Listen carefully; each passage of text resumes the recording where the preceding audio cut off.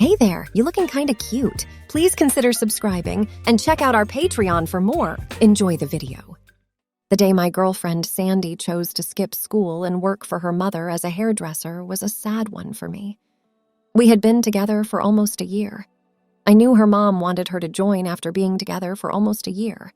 I knew what she meant when she told me about her plans. Every day hanging out wasn't possible for her because she had classes in hairstyling, which would take a lot of time. Sandy tried to get me to believe that we could still see each other, but I wasn't sure it was possible because I knew she was going to become a stylist. It would take a lot of time, but we agreed to do our best to see each other. I did promise to be there, though. I knew her mother would be there for her if things got tough. I was always mean to her, and trying to keep us together added to the stress. It might be hard to work together. I had never been one to force myself on someone. I told Sandy I wished her the best and wished I could help. I would like to help her. As it turned out, it was the last sentence that would have me making a choice I didn't think I would have to make. Sandy had been doing really well in school for the first few months. She told me, though, that her skills were not nearly as good as many of her classmates in class. Her mom told her she would, in due course, get pretty good at what they do and just wait until she would feel better about herself. Sandy said that she could style my hair once it was long enough, and then wash or take it out right now. It would be an understatement to say I was shocked, but because I knew Sandy so well, I had full faith in her. I told her it would be great if I could help her in this way. I planned to spend more time with Sandy, which made me think this was going to be good. That night, Sandy and I went to her mom's salon. When inside, I was told to go sit in the second chair and lock the door. I did as she asked, and soon after, I felt someone push me forward so Sandy could shave off all the hair on my neck that I didn't need. After she had done this, she told me that French braids were the hardest thing for her. As I looked at her in the glass, she went about her business, putting braids in my hair until she was happy with it. She looked in the mirror and asked me what I thought when she was happy. I told her that it looked pretty good on my face, even though I told her I felt a little pulled back. I laughed a little as Sandy told me her next style was going to be double braids. Once more, I sat and watched her work. Like it was with her first try, this one too looked good while she held a mirror behind me so I could see that both braids were straight on both sides. That night, Sandy did my hair 4 times in different French braid styles, and each one met her standards. For me, it was fun and strange to see myself with my hair styled in a girly way. We locked the door to her mom's shop when we were done. On the way home, Sandy asked me if I would mind helping her out. I told her again that it wasn't a big deal and that I would help her out. It was my way of telling her I was there for her. She smiled and laughed softly, looked at me, and told me that the next style or styles she tries on me might change my mind. I just smiled and shook my head, telling her that wouldn't happen. Whenever we got back to her house, I gave her a kiss goodnight and told her to get some rest and that I had been so nice to help her out. I told her it was nothing and that she could work on me whenever she wanted. Everything would be fine, and don't worry. Sandy just smiled her beautiful smile and waved at me as I walked away home. Sandy and I would go out after dinner for a few weeks, and I would listen to her and tell her how my day went. If she did something great, I was always telling her how great she was. In her lessons, she had a really good day.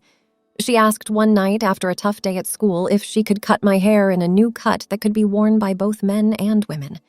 She told me it would only be a small change in the way I do things.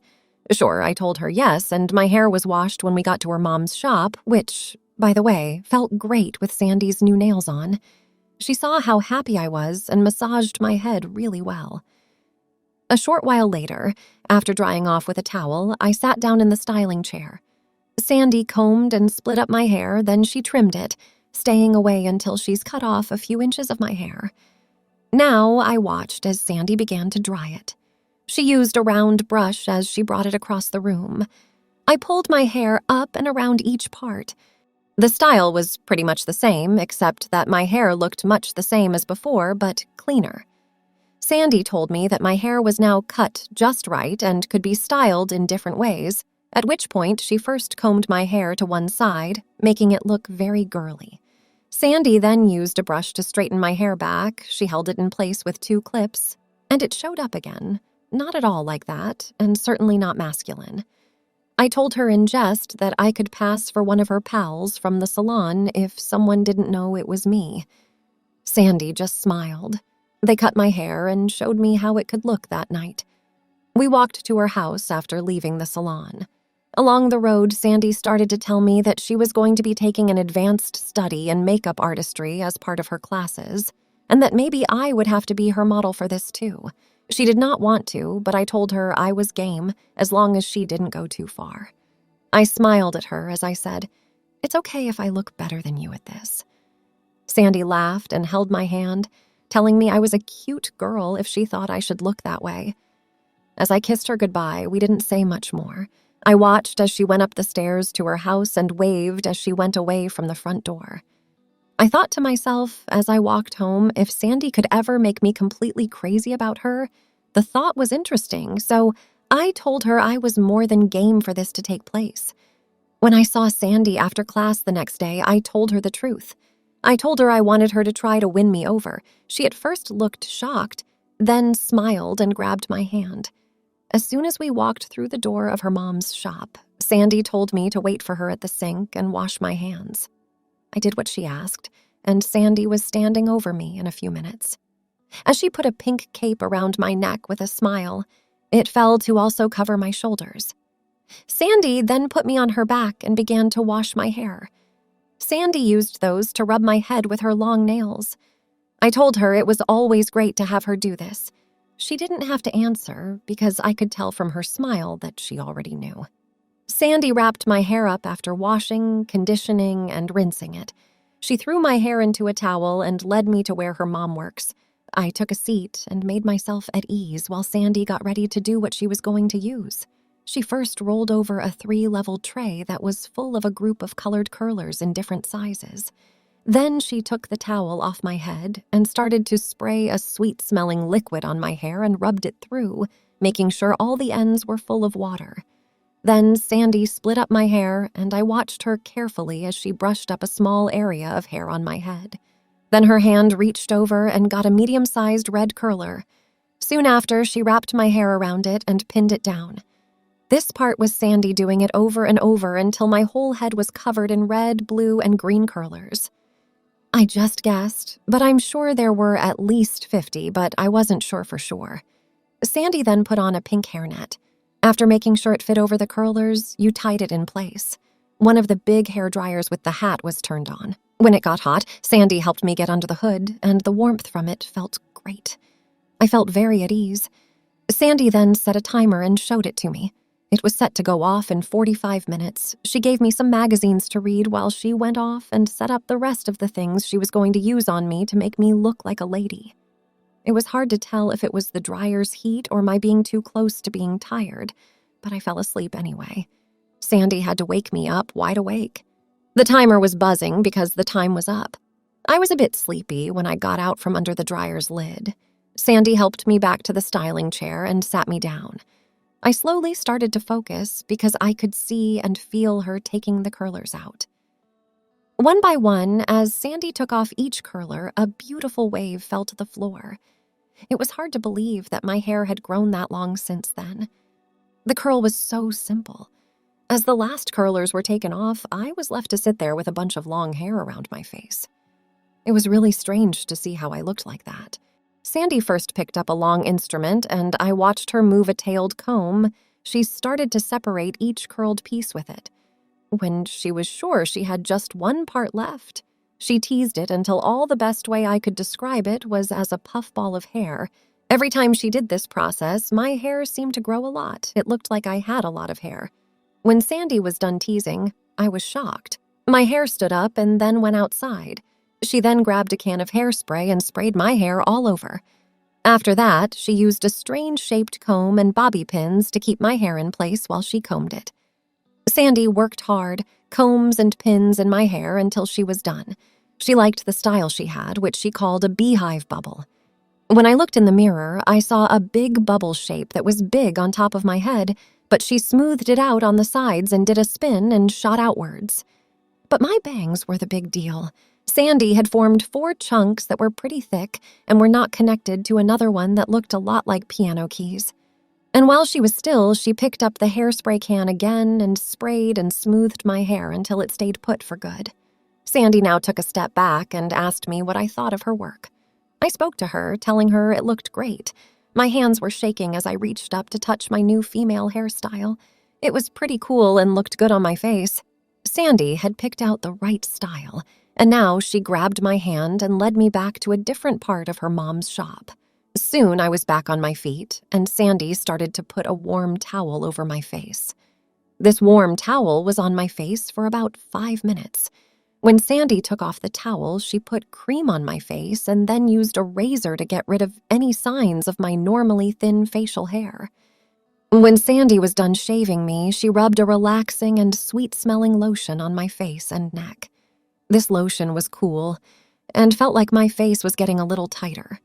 She painted a clear coat of what she called lip enhancer on my lips. I turned away from the mirror now because, well, I couldn't tell if this changed anything about my lips. Once what I could tell was that my lips were getting hot and tingly. Sandy watched for about a minute and smiled as she told me it worked the way it should have. Now, Sandy picked up a pair of tweezers and told me to stay still. She told me all she was going to do was make my eyebrows thinner to give the whole feeling of having a ladylike face. This method only took her about 10 minutes, and when she was done, she nodded to show that she was pleased with the result. Having taken care of this, Sandy began to rub a base over my face. She spread this out with a wedge-shaped sponge all over. Then she used a black pencil to fill in my brows. This pencil was also used on the top and bottom of my eyes, told that this would make my eyes pop once eyeshadow was put on. Sandy used a brush and different shades of tans, purples, and browns as she put a generous amount of eyeshadow on my lids. The brush tickled a little as she applied makeup to each eye. Finally, Sandy used a different size brush to apply a lovely shade of red blush on my cheeks. My lips, still tingly, were first outlined with a deep red lip pencil. Then Sandy used a tube of lighter makeup to fill in what was left on my lips, still colored. Sandy looked things over quickly before pulling out a set of fake eyelashes. She took each fake eyelash out of its box and ran a thin line of glue along the top of each. They sat there for about a minute until the glue was tacky. Then she used a Q-tip to place each fake eyelash over my lash. I began to blink on the spot because I wasn't used to the weight of my new eyelashes. This only lasted a few seconds, though, as I quickly got used to the new feeling. Sandy told me I wouldn't believe it as I stood back to look at her work. She then used a black pencil to create a beauty mark right above my lip. I was told there was only one thing left, to have gold clip-on earrings placed on each lobe. As this was happening, I slowly swiveled around in my chair until I could see my own reflection. My jaw dropped because the image staring back at me was pretty and without a doubt looked like a woman. The way Sandy's hair was styled, an old-fashioned style with piano key parts for bangs, was done on me. It still looked great. I believe Sandy was shocked by my transformation into a woman. The one thing that really caught my eye was my lips. The gloss Sandy had applied made them look fuller. I told Sandy I felt even better about how I looked than I thought I might have. The way she looked at me made me ask if I would like to go one step further next time. Then, by do I want to do a full Molly, she meant exactly what she said. I had to ask her what she meant because the words didn't make sense to me. Sandy told me she could get all the stuff I needed, clothes and shoes, that would make me look as ladylike as any woman could. She also said I might as well do this since I seemed to be into it. I needed to look into it more to decide if I wanted to play her girlfriend instead of her boyfriend. Now it was time to make a choice, so I told Sandy that I had been having this thought since the first time she did my hair in French braids. I told her that braids that day made me feel something I was not sure about. Sandy looked hurt, but she said it would be a week before she could get everything she needed. We agreed to let her have full charge of how things would go. I agreed with everything she said would be fine without asking her any questions. Now that everything is said and done, I accepted that I had changed back into a man, and Sandy hugged me goodbye at the door. She locked it and went home to plan how to give me the whole Molly treatment this coming week. That week went by very slowly because I dreamed about how I could look after Sandy had done her magic on me. Finally, the night came, and I was ready for anything when I got to her mom's salon as planned for me. Sandy was already inside, and she had set up a desk for me. I went over and sat down right away. Sandy told me first my ears would be pierced with 3 holes each. I did nothing while she used something that looked like a gun to attach 3 gold studs to each of my lobes. I thought they looked great, and Sandy told me in a week or so I could wear hoops of different sizes to look girly, assuming the holes would have fully healed by then. Then she looked at my hair as she said she would, giving me a very thick type of spiral perm. The curls wouldn't come out. She told me yes and asked if I was having second thoughts. I should leave now. When I told her no, I shook my head, smiled, and walked me to the sink to wash my hair. After a quick wash, I was back in her style chair in no time. Sandy rolled over a cart before, but this time it wasn't curlers. It had orange perm rods in it. Sandy gave me a box of end sheets, they were called, and I was to give her one every time she asked for one. She began by teasing up a strand of hair about an inch wide. She added a little twist and put out her hand for a paper. I gave her one, which she folded over the top twist of hair, and then she used the rod to roll my hair up. She took out a rubber band, Sandy crossed it over, and then stuck the end into the perm rod. It held well, then rolled up a second strip of hair. It took a lot longer than last week because Sandy got in more than 90 perm rods all over my head. There was a cotton frame made, tucked under the front perm rod and around the edges from the back. Afterward, she brought a bottle of awful-smelling liquid and began to douse each and every perm rod with it. I could feel a heat rising as Sandy put a plastic cap over my head.